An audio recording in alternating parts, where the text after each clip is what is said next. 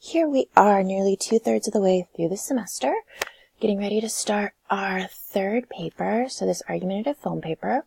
And here I'm just going over a couple points this week in order to give us an understanding of some of the activities and brainstorming stuff that we're working on this week. So up here, the what are we doing? So we've written about U.S. war from the perspective of government propaganda during World War II, and then individual experiences with the Civil War.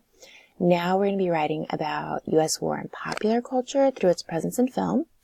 So here, this is important to think about. So ideally, we'll be looking at Hollywood creations, but if you choose to go elsewhere, just consider how this other film sponsor might be treating the material much differently.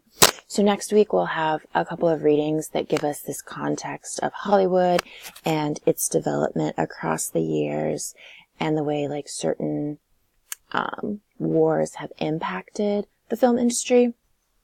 So that's just like we're getting the Hollywood context with some of our background stuff. So if you go somewhere else, just be aware of that.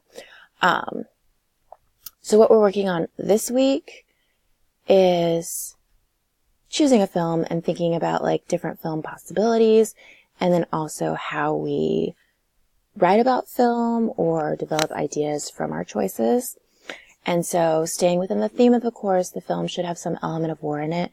You don't necessarily have to focus on the war element, and we'll talk about that next week. I have some different materials for writing about film and ways to get into different ideas and approaches you might take.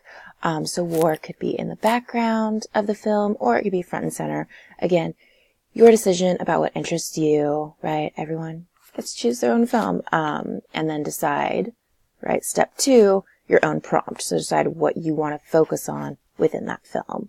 So this is what we're starting with right now, and then eventually we'll move forward, start putting our paper together and developing those ideas.